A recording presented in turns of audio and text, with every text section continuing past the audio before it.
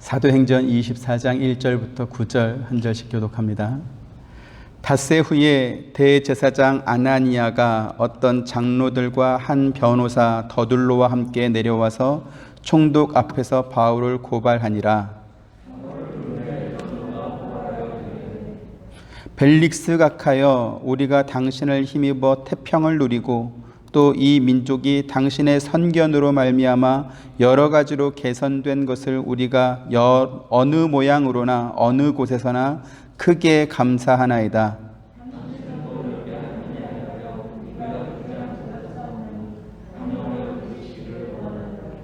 우리가 보니 이 사람은 전염병 같은 자라 천하에 흩어진 유대인들을 다 소요하게 하는 자요 나사렛 이단의 우두머리라.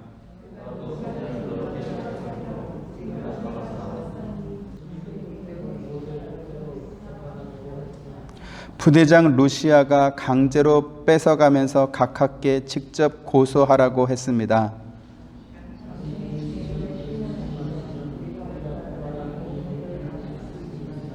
같이 유대인들도 이에 참가하여 이 말이 옳다 주장하니라. 아멘.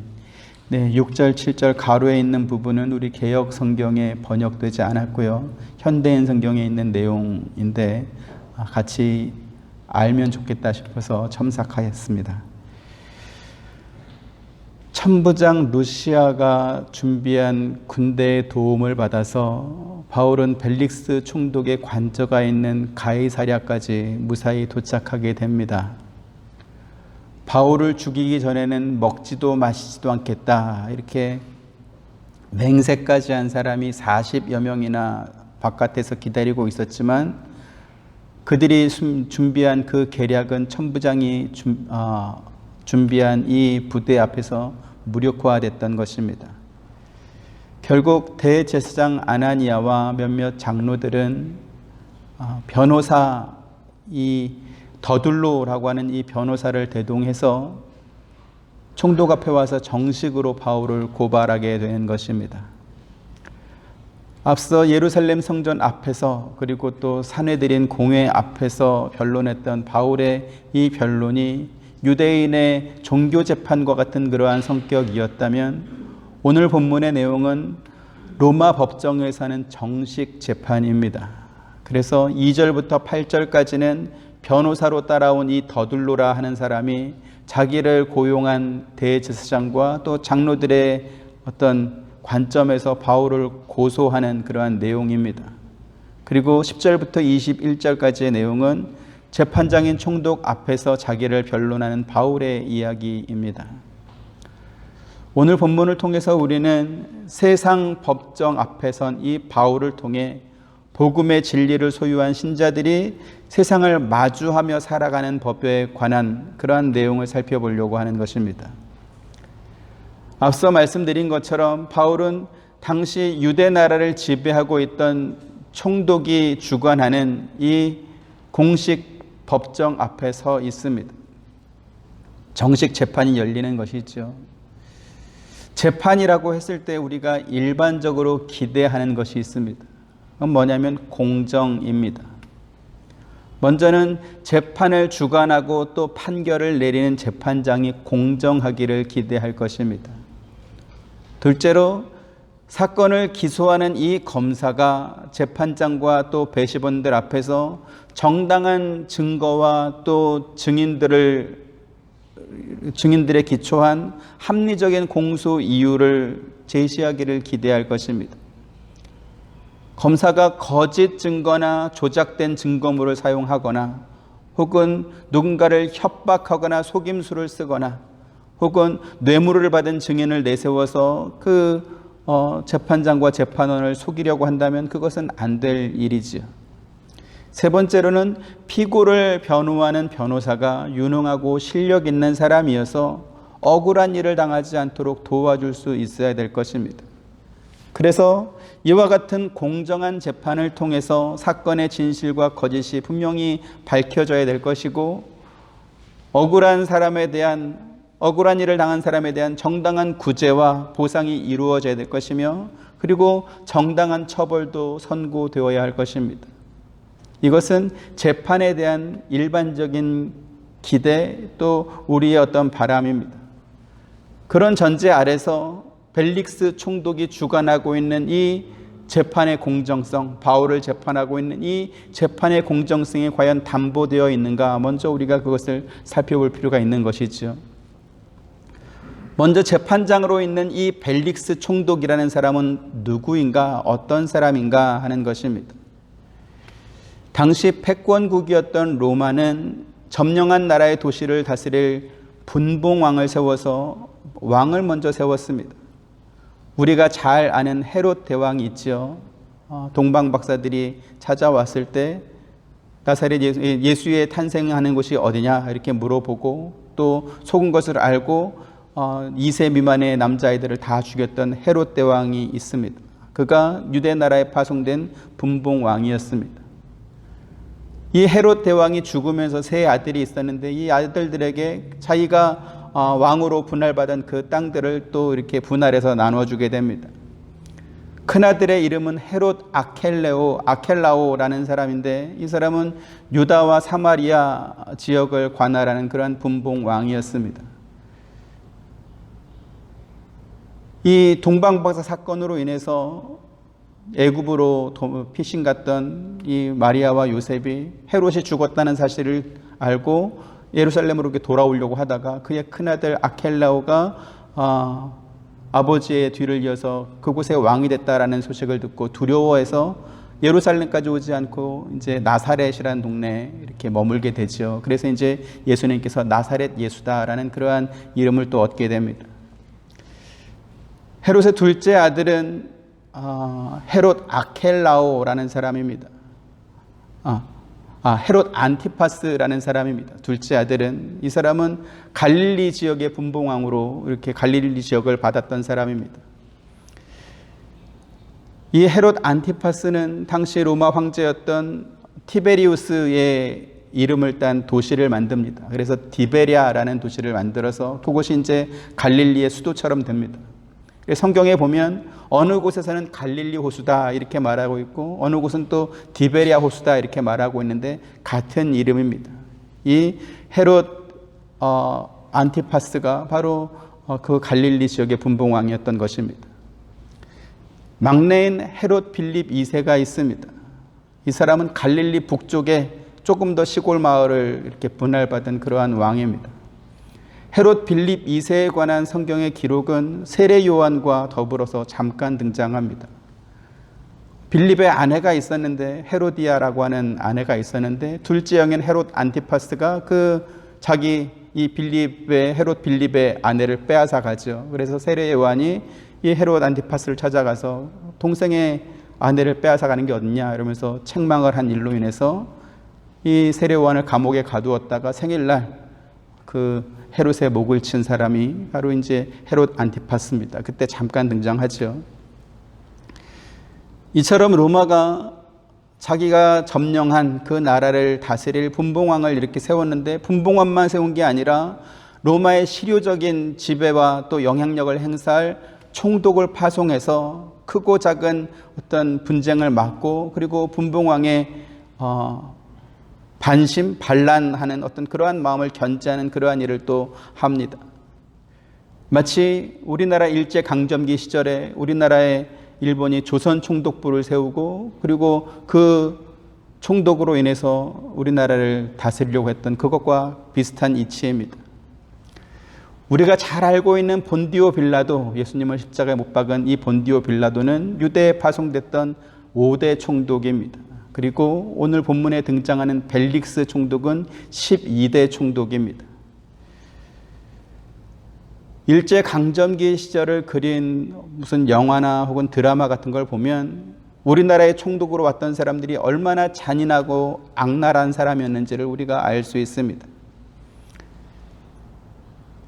초대 통감으로 왔던 우리가 잘 아는 이토 히로부미가 있죠. 이 사람은 일본의 제국주의 침략의 기틀을 마련한 그런 사람입니다. 그래서 우리나라를 통해서 러시아와 또 중국까지 넘봤던 그런 사람이 이토 히로부미죠. 2대 통감이었던 소네 아라스케라는 사람은 우리나라에 있는 문화재를 다 이렇게 빼앗아 가지고 일본으로 옮겨간 사람입니다. 그런가 하면 한일 합방이라고도 말하고 경술국치 혹은 국권 침탈을 만들었던 3대 통감이자 초대 총독인 데라우치 마사타케라는 사람도 있습니다. 1919년 3.1 만세 운동을 학살의 계기로 삼았던 하세가와 요미시치라는 2대 총독도 있었습니다. 그런가 하면 조선의 히틀러라고 불렸던 7대 총독인 미나미 지로라는 사람은 우리나라 사람들이 사용하는 한글을 사용하지 못하도록 하고 또 창씨 개명을 주도했던 그런 사람입니다. 그래서 대한민국의 민족의 어떤 뿌리까지 말살하려고 했던 그러한 악랄한 사람이었죠. 오늘 본문에 등장하는 벨릭스 역시 일본이 우리나라에 세웠던 조선 총독부를 통해서 정말 너무나 잔인하고 참혹한 폭정을 했던 것과 똑같은 그러한 사람이었다라는 것을 역사의 기록을 통해서 우리가 또 확인할 수 있습니다. 로마 역사가인 타키투스라는 사람에 의하면 로마 역사상 가장 타락한 사람이 바로 벨릭스였다 이렇게 묘사하고 있습니다. 그래서 그에 관한 설명이 전부 다 최상급입니다. 가장 돈에 욕심이 많았고 가장 비열하고 가장 상스럽고 가장 무능한 사람이다 이렇게 묘사합니다. 그러면 왜 벨릭스에 대해서는 이렇게 가장 욕심 많고 비열하고 게다가 무능하고 무식했을까라는 그러한 의문이 들게 되죠. 왜냐하면 그의 출신 성분을 보니까 그렇게 생겼습니다. 벨릭스라는 사람은 그의 형 팔라스라는 사람과 형제인데 노예 출신입니다. 누구의 노예였냐면 당시 로마 황제였던 클라디우스의 어머니인 안토니아의 노예였습니다. 근데 이 두 형제가 교활하고 약삭 빠르고 처세에 능하고 그래서 이 황제 어머니의 마음을 사는 것입니다. 그리고 노예에서 해방이 됩니다. 그러면서 자기들의 이름을 이제 그 황제 어머니 이름이 안토니아인데 그의 이름을 따오는 것입니다. 그래서 안토니우스 벨릭스 또 안토니우스 팔라스 이렇게 이름을 바꿔버립니다.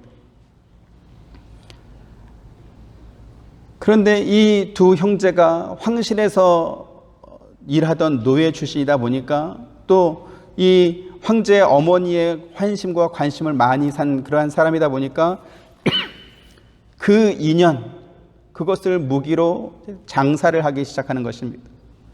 황제도 구워 삼고 또 신하들도 구워 삼고 그래서 그것을 기반으로 삼아서 각종 이권 사업에 이렇게 특권을 얻어내서 재물을 얻어내게 됩니다. 그래서 그 역사가에 의하면 당시 로마에서 제일 부자가 누구였냐? 팔라스 벨릭스 형제였다 이렇게 말을 합니다. 한 번은 로마 황제가 나는 돈이 너무 없다 이렇게 신하에게 하소연을 했대요. 그랬더니 그 말을 들은 신하가 황제님 뭐가 걱정입니까? 팔락스 벨릭스 그 형제하고 친하면 돈 문제는 걱정하지 않아도 됩니다. 이렇게 말할 정도로 황제보다 더 많은 더 큰 부자가 된 사람이 이 팔라스 또 벨릭스 형제였습니다. 그런데 이 벨릭스가 유대의 총독이 되어서 이제 부임하게 되는 것입니다. 노예 출신이었음에도 불구하고 황제 어머니의 환심을 사고 그것을 기반으로 로마 최고의 부자가 될 만큼 그렇게 이권에 빠르고 처세술에 능했던 이 사람이 바로 지금 바울을 재판하는 재판장으로 있는 것입니다. 그 타키투스에 의하면 이 벨릭스는 자기의 직책을 오직 돈을 버는 곳에만 이렇게 사용했다 이렇게 말합니다. 그래서 사람을 사귈 때도 돈을 갖다 주는 사람하고 사귀고 돈 안 갖다 주면 절대 사귀지 않는 그러한 사람이었다 이렇게 말하고 있습니다. 오늘 우리가 읽은 본문에도 이 벨릭스의 인간성에 관해서 이렇게 설명해 주는 힌트를 얻을 수 있는 그러한 말씀이 있습니다. 25절 26절 한 절씩 보죠. 바울이 의와 절제와 장차오는 심판을 강론하니 벨릭스가 두려워하여 대답하되 지금은 가라 내가 틈이 있으면 너를 부르리라 하고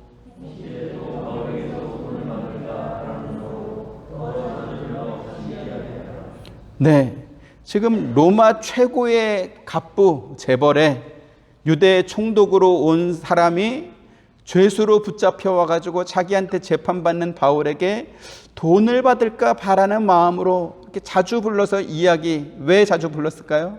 같이 이야기하면서 좀 마음을 사면 바울이 가진 돈을 뺏을 수 있지 않을까 싶어가지고 자주 불러서 이야기하는 그러한 돈 받을 궁리만 하고 있는 것입니다. 바울이 부자였을까요? 어떻게 바울 같은 사람한테 돈을 받았을까요? 근데 성경은 그 이유가 있다 이렇게 또 말합니다. 17절부터 19절. 여러 해 만에 내가 내 민족을 구제할 것과 재물을 가지고 와서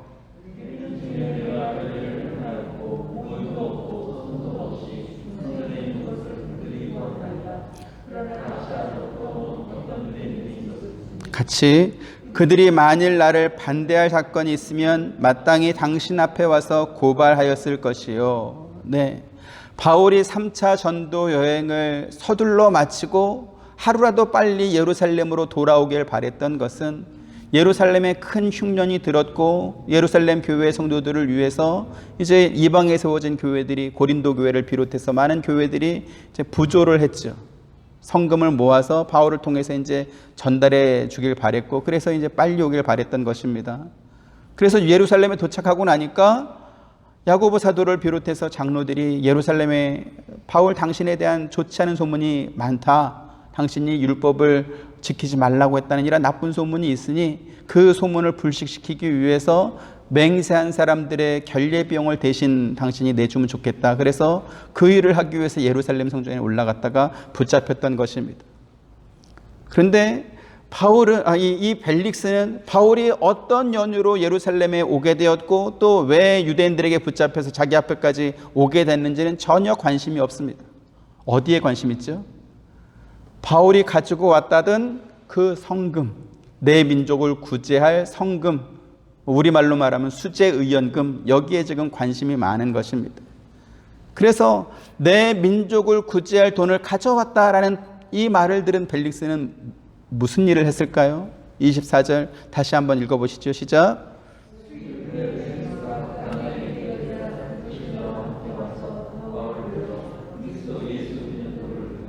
네, 공교롭게도 이 벨릭스의 아내는 누구였습니까?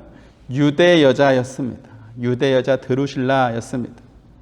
바울이 자기 민족을 구제하기 위해서 돈을 가져왔고 그 돈을 받을 사람은 누굽니까? 또 이제 예수 믿는 예루살렘 교회의 성도인 그러한 사람인데 그렇다 보니까 자기 와이프도 유대 여자고 예수 믿는 도를 들으면 혹시 그 돈을 받을 수 있는 자격이 생기지 않을까 하는 그러한 마음으로 지금 바울을 자주 불러서 예수 믿는 도에 대해서 듣고 있는 것입니다. 그러면 이 드루실라는 과연 누군가라는 것이죠. 이 드루실라는 헤롯 아그리파 1세의 막내딸입니다. 헤롯 아그리파 1세는 예수님이 태어났을 때 어린아이들을 다 죽여라 라고 말했던 그 헤롯 대왕의 아들이죠. 야고보 사도를 죽이고 또 베드로를 옥에 가두었던 사람이 바로 이 사람입니다. 벨릭스는 자기 아내가 유대 사람이다 이렇게 생각했지만 사실 이 드루실라는 정통 유대인도 아니었을 뿐만 아니라 어떻게 보면 유대인의 원수와 같은 그러한 사람이었던 것입니다. 하지만 어찌됐든 간에 이 벨릭스는 자기 아내를 통해서 이렇게 바울의 환심을 사서 바울이 가져왔다던 그 수제이연금 그 돈을 지금 받고 싶은 그러한 마음이 있는 것입니다. 바로 이 사람이 바울을 재판하는 재판관으로 지금 있습니다. 자, 그러면 두 번째로 바울을 고소한 대제사장 아나니아는 과연 어떤 사람이었을까 하는 것입니다. 이스라엘 나라에는 가장 중요한 세 개의 직책이 있습니다. 첫 번째로는 왕이고 두 번째로는 선지자고 세 번째로는 제사장입니다. 그 중에 대제사장입니다. 하나님만 유일한 신으로 섬기는 신성 국가에서 이 대제사장은 종교 예식의 집행뿐만 아니라 왕이 없던 시절에는 재판과 전쟁 등 이러한 통치의 영역까지 담당했던 사람이 바로 대제사장입니다. 그래서 사울이 이스라엘의 초대 왕으로 세워지기 전까지 당시 이스라엘의 제사장으로 있었던 그 엘리 제사장 그리고 또 사무엘 제사장이 왕을 대신해서 블레셋과 전쟁을 하는 그러한 일이 있지 않았습니까? 그리고 남북 이스라엘이 멸망당한 이후에 이스라엘의 정통성을 이을 왕이 없던 시절에는 아나니아처럼 대제사장이 이 이스라엘 혹은 유대 사회를 대표하는 인물로 등장하고 있는 것입니다. 그런데 지난 시간에 말씀드렸던 것처럼 유대인 역사가 요세푸스는 이 아나니아에 대해서 가장 교활하고 가장 악독하고 가장 거만한 사람이었다, 이렇게 또 말하고 있습니다. 그가 대제사장이 된 것도 원래는 그가 대제사장이 될 수 없는 사람인데 그의 전임 대제사장이었던 요나단을 자객을 보내서 죽여버리고 그 빈자리를 차지한 사람이 바로 이 아나니아였습니다. 그래서 요세푸스는 이 아나니아에 대해서 경멸받아 마땅한 그러한 존재다, 이렇게까지 묘사하고 있는 것이죠. 바로 이 아나니아가 바울을 고소하는 일종의 검사 측 대표자로 서 있는 것입니다. 그러면 아나니아가 데리고 온, 변호사로 데리고 온 더둘로라는 사람은 누구였을까라는 것입니다. 일단 성경은 이 더둘로가 어떤 사람이었다라는 그러한 말은 하지 않습니다. 그에 대한 기록은 없습니다. 하지만 이 더둘로가 좋은 사람일 것이다, 신실한 사람일 것이다, 이런 기대는 거의 없습니다. 왜 그렇습니까? 청렴한 사람은 부패한 사람을 좋아하지 않기 때문에 그렇습니다.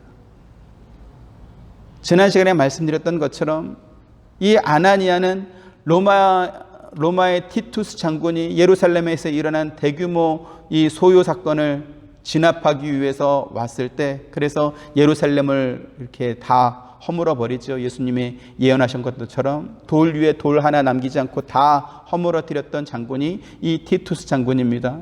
그런데 이 아나니아는 티투스 장군의 군대에 의해서 죽은 게 아니라 자기 동족에 의해서 죽임을 당할 만큼 그렇게 자기 동족으로부터도 인정받지 못했던 그런 사람입니다. 그런데 이 아나니아가 신뢰하고 돈을 줘서 바울을 고소하게 하는 그러한 변호사로 지금 더둘로가 있습니다. 과연 그 사람이, 그 더둘로라는 사람이 그러면 신실한 사람일까? 전혀 그렇지 않을 것이다 라는 것이죠. 결정적으로 지금 더둘로가 벨릭스 앞에서 바울을 고소하면서 하는 그러한 말을 들어보면 이 사람이 형편없구나 하는 것을 우리가 대번에 알 수 있습니다. 3절 같이 한번 보시죠. 시작.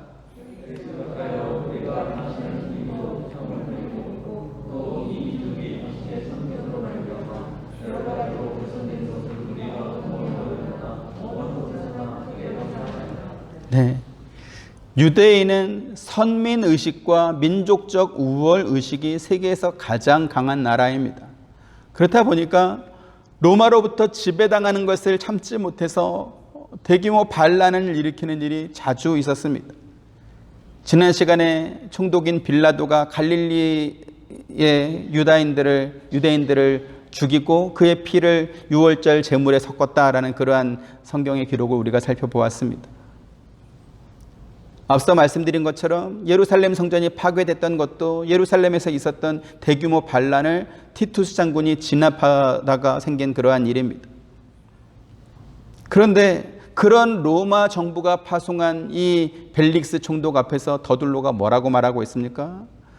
우리가 당신을 힘입어서 태평을 누리고 있습니다. 또 우리 민족이 당신이 선견지명으로 여러 가지 좋은 일을 한 것을 어디 가서나 다 보고 있고 그 일에 대해서 우리가 정말 감사하고 있습니다. 이런 말을 하고 있는 것입니다. 마치 일제강점기 시절에 일본이 그 중국과 러시아를 침략하기 위해 깔아놓은 그 철도, 또 군데군데 세우는 그 학교, 이런 것들을 총독께서 우리나라를 위해서 이렇게 철도도 깔아주고 학교도 세워져서 우리나라가 개선됐습니다, 이렇게 말하는 것과 똑같은 것입니다. 그것이 사실이라 할지라도 그렇게 말하진 않죠. 그렇죠? 이처럼 더둘로는 자기를 고용한 대제사장의 요구에 따라서 바울에게 유죄 혐의를 씌우고 그를 죽일 수만 있다면 마음에 없는 어떤 거짓말도 낯빛 하나 변하지 않고 할 수 있는 그러한 사람이었던 것입니다. 이 더둘로는 바울을 고소하는 혐의에 대해서 이렇게 말하고 있습니다. 5절 같이 보시죠. 시작.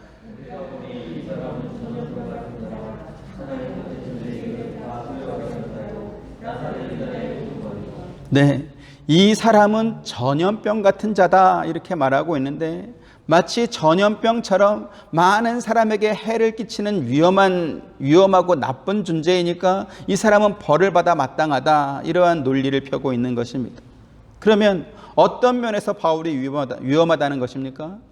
천하에 흩어져 있는 모든 유대인들을 선동해서 말썽을 일으키는 자이고 나사렛 이단의 두목이기 때문에 이 사람은 전염병같이 나쁜 사람이다, 이렇게 말하는 것입니다. 앞서 말씀드렸던 것처럼 유대 총독으로 파견된 사람들이 하는 가장 핵심적인 일이 뭐냐면, 먼저는 로마 정부에 바칠 세금을 거두는 일이고, 두 번째로는 유대인들의 반란을 진압하는 일입니다. 교활한 더둘로는 이 바울이라고 하는 사람은 유대인을 선동해서 반란을 일으키는 사람이다, 말썽을 일으키는 자들의 두목이다, 이러한 논리로 이 벨릭스 총독이 가장 민감하게 반응할 수밖에 없는 그러한 어떤 요소를 지금 건드리고 있는 것입니다. 게다가 이 바울을 가리켜서 나사렛 이단의 두목이다, 이렇게 또 설명하고 있습니다. 당시 유대 사회에서 나사렛은 어떤 곳이냐? 가장 하층민이 살던 그러한 도시였습니다. 그래서 빌립이 나다나엘을 찾아와 가지고 예수님에 대해서 설명할 때 나다나엘이 이렇게 말한 적이 있습니다. 요한복음 1장 45절 46절, 빌립이 나다나엘을 찾아 이르되 모세가 율법에 기록하였고 여러 선지자가 기록한 그 일을 우리가 만났으니 요셉의 아들 나사렛 예수니라.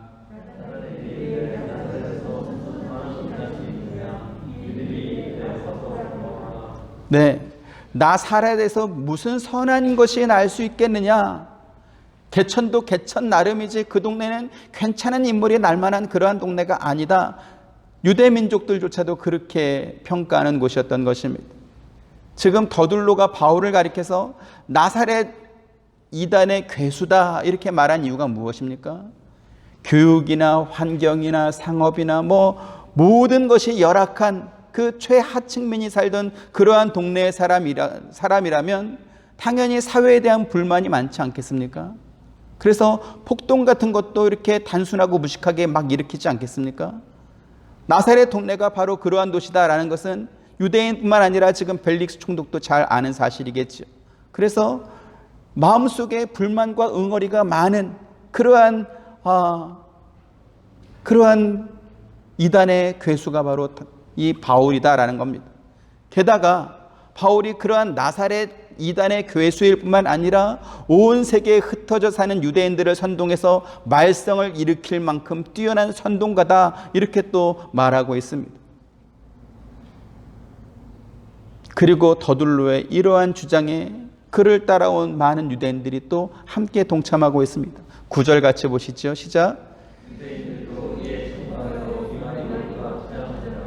네, 오늘 우리가 살펴보려고 하는 부분이 바로 이러한 것입니다. 바울을 재판장으로 끌고 온 사람들이 누굽니까? 전임자인 대제사장의 직분을 빼앗기 위해서 자객을 보내서 그를 죽이고 대신 그 자리를 찬탈한 아나니아입니다. 앞서 말씀드렸던 것처럼 그에 대한 이 악명은 역사의 기록으로 남아있을 정도입니다.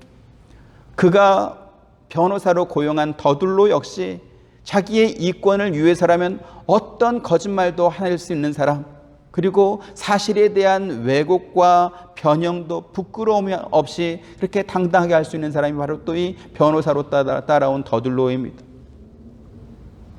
재판장으로 재판을 이끌고 있는 벨릭스는 노예 출신으로 유대의 총독까지 오를 만큼 교활한 사람이었고 또 처세에 능숙한 사람이었고 돈밖에 모르는 그러한 사람이었습니다. 심지어 죄수인 바울에게조차 돈을 받기를 바랬던 그러한 사람이었습니다. 결정적으로 지금 그 재판정에 참여하고 있는 구경을 위해서 따라온 그 유대인들조차도 이 더둘로의 말이 옳다, 바울이 틀렸다, 이러면서 일방적으로 편을 들고 있는 그러한 상황입니다. 어느 면으로 보더라도 공정을 절대 기대할 수 없는 바울에게 무조건 불리한 그러한 재판이 지금 열리고 있는 그러한 상황입니다. 이 재판정의 상황은, 바울이 서 있는 이 법정은 오늘날 성도들이 살고 있는 현실의 세상과 다르지 않습니다. 같다 이렇게 보여집니다. 예수 그리스도의 복음이라고 하는 이 한 가지 이유 말고 바울이 어떤 다른 이유로 법정에 고발을 당할 만한 그러한 잘못을 한 것이 없습니다. 전혀 없지요. 오히려 이 바울은 어떤 사람입니까? 그를 고발했던 대제사장과 또 사두개인이나 혹은 율법에 열심히 있다라고 하는 다른 바리새인들보다 오히려 훨씬 더 율법을 잘 지켰던 사람입니다. 그래서 10절부터 21절까지 이어지는 바울의 변론을 봐도 바울에게서 잘못한 것을 찾을 수가 없는 것입니다. 하지만 현실은 어떻습니까? 바울은 죽어 마땅한 죄인이다 이렇게 몰아가는 분위기였습니다. 그래서 오늘 우리가 이것을 알아야 되는 것이죠.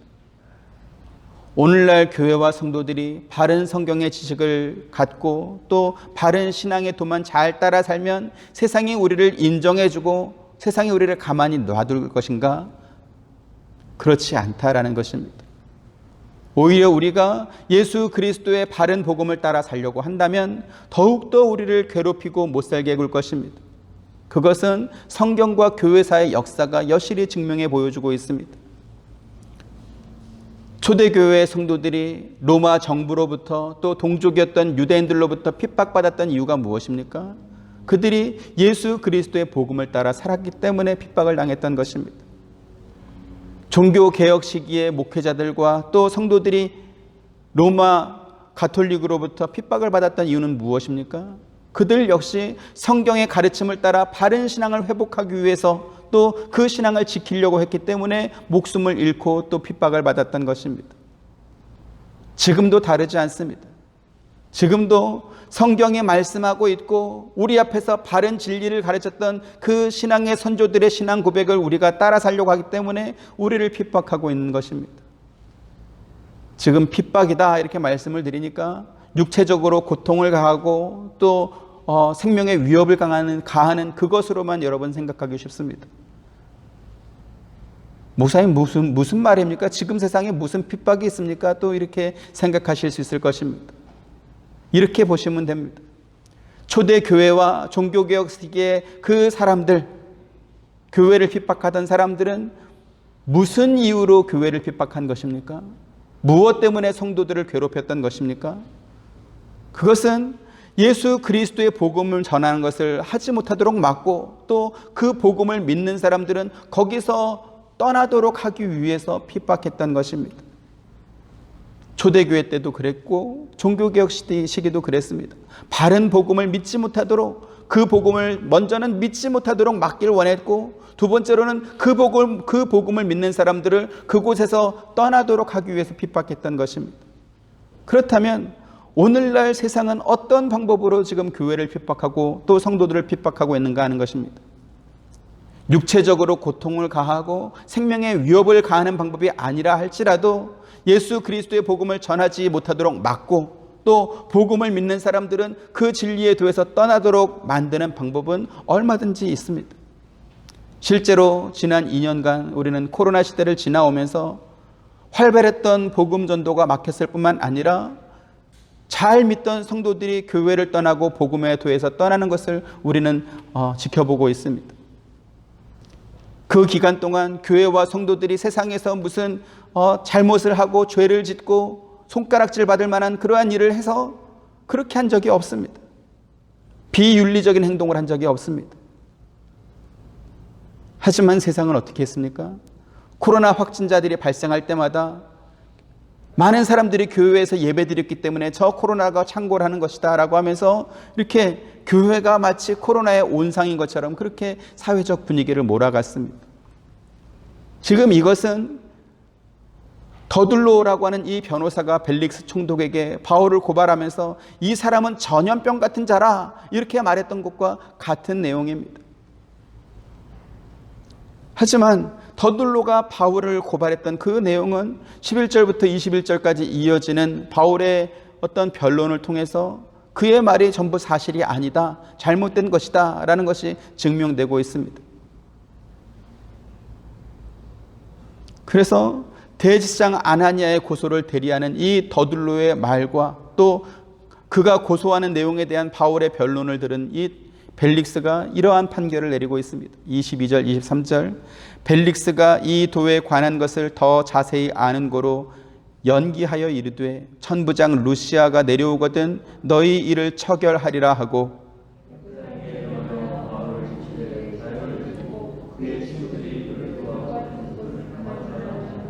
네, 지금 이 판결을 내린 벨릭스는 신실한 사람도 아니고 정직한 사람도 아니고 공정한 사람도 아닙니다. 철저하게 자기 이권을 위해 살았던 사람이고 돈만 바라는 사람입니다. 하지만 그러한 사람조차도 이 더둘로의 내용, 바울을 고소하는 내용에 동의하지 못하고 있는 것이지. 오늘날 세상의 교회를 비난하고 핍박하는 것 역시 논리적으로, 이성적으로, 그리고 일반적인 경험과 상식면에 봐서도 전혀 이해할 수 없는 억지 논리가 많습니다. 교회에만 사람이 많고 다른 데는 사람이 없습니까? 오히려 교회는 훨씬 더 이렇게 사회적 거리도 지키고 마스크도 쓰고 대화도 하지 않고 조용히 예배드리고 가기 때문에, 더구나 일주일에 한 번이기 때문에 위험성은 훨씬 없을 것입니다. 그런데 매일 출근해서 직장 생활하는 사람들은 더 가까이서 하루 종일 있음에도 불구하고 거기는 괜찮고 교회는 안 될 이유가 없는 것이죠. 그러니까 일반적인 경험이나 상식면에 봐서도 교회 때문에 코로나가 더 생길 일은 없는 것입니다.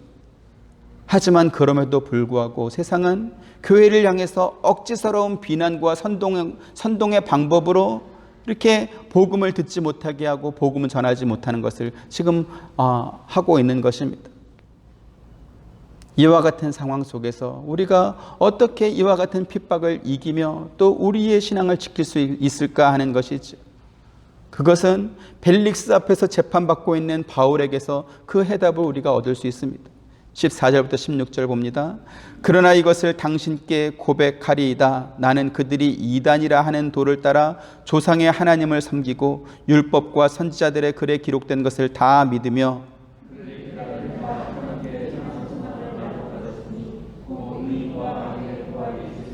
같이 이것으로 말미암아 나도 하나님과 사람에 대하여 항상 양심의 거리낌이 없기를 힘쓰나이다. 네.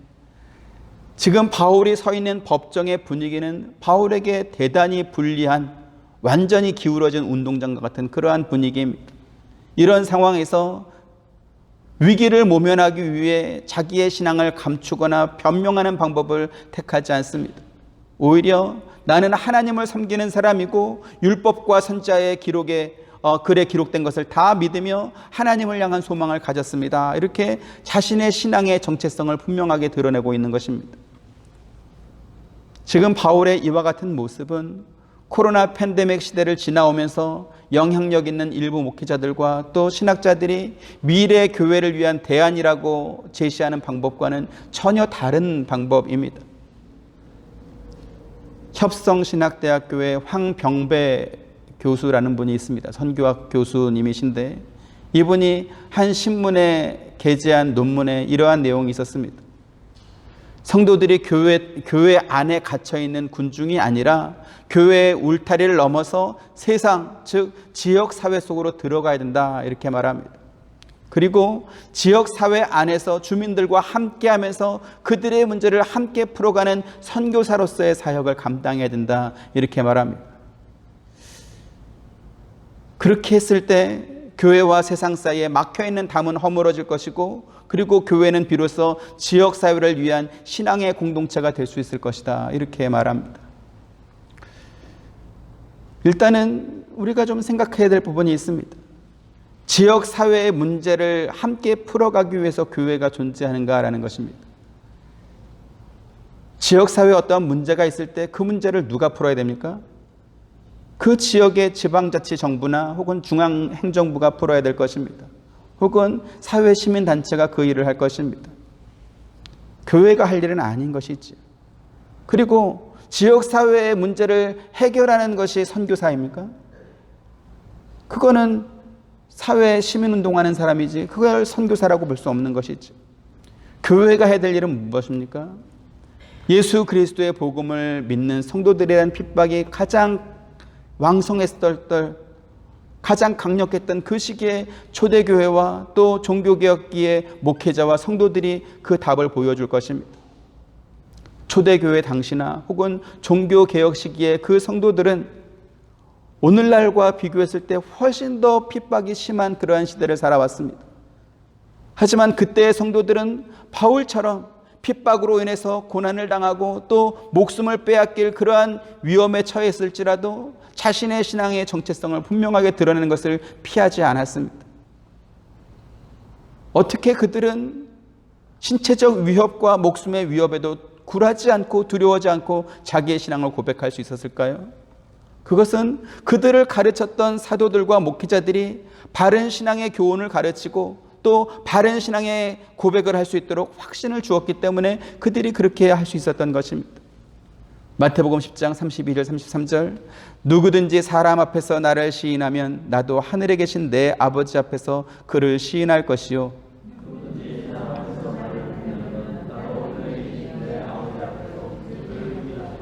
네, 사도 바울은 고린도 교회에 보낸 편지를 통해서 만약 신앙생활하는 우리가 바라는 것이 단지 세상의 삶뿐이라면 세상 모든 사람들 가운데 우리는 더욱 불쌍한 자일이라 이러한 말을 했습니다.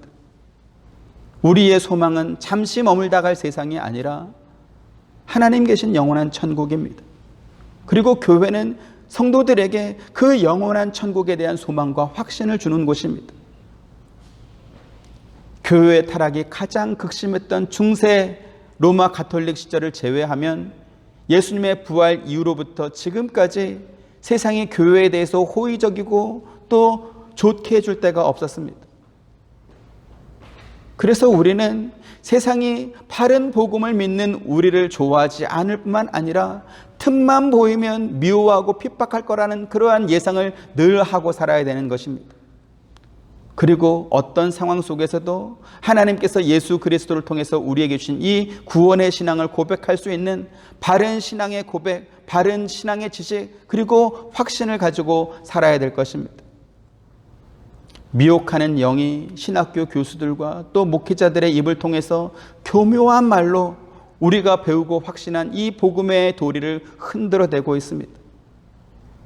앞서 말씀드린 그 교수처럼 교회가 담장을 허물고 지역사회의 문제를 해결해주는 역할을 해야 비로소 세상이 교회를 좋아하게 될 것이다. 이러한 가르침을 하고 있는 것입니다. 과연 교회는 세상으로부터 좋아함을 받아야 되는가? 세상이 좋아하는 교회가 정말 주님께서 바라시는 그러한 교회의 모습인가? 우리는 성경을 통해서 확인해야 되는 것이죠. 요한복음 15장 18절 19절 세상이 너희를 미워하면 너희보다 먼저 나를 미워한 줄을 알라.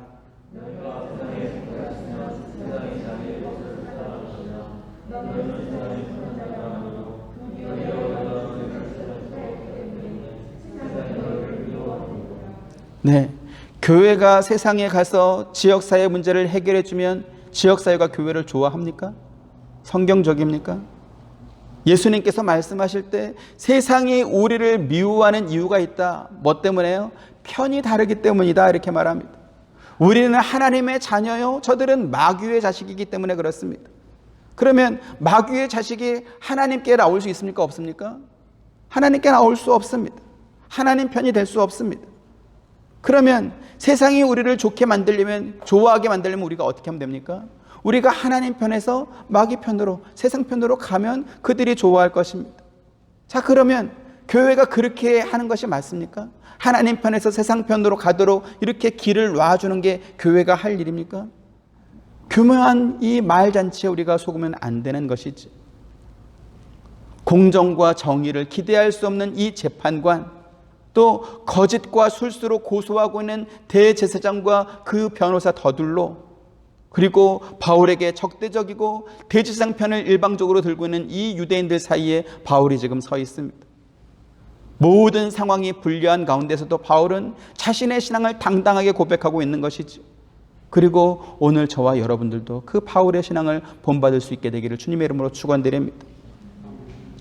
우리에게 구원의 은혜를 주신 하나님께서는 당신의 아들 예수 그리스도를 통해서 우리를 영원한 천국으로 인도하여 함께 거하기를 원하십니다. 이것이 바로 복음입니다. 하지만 오늘날 우리를 미혹하는 사람들은 우리가 사는 세상으로 하나님이 오실 수 있도록 만들자 이렇게 말합니다. 우리가 착하게 살자, 우리가 서로 사랑하며 살자, 그래서 우리가 사는 세상에 하나님이 오시도록 만들자 그럽니다. 여러분, 그곳이 천국입니까? 우리가 사는 세상에 하나님이 오시면 그곳이 천국이 될 수 있습니까? 이거는 거짓말입니다. 원래 최초의 사람은 하나님께서 만드신 그 동산에서 하나님과 더불어 함께 살고 있었습니다. 그러면 그 사람이 왜 그곳에서 쫓겨나게 됐습니까? 죄를 범하고 타락했기 때문에 하나님께서 그들을 쫓아낸 것입니다. 그래서 구원이 뭐죠?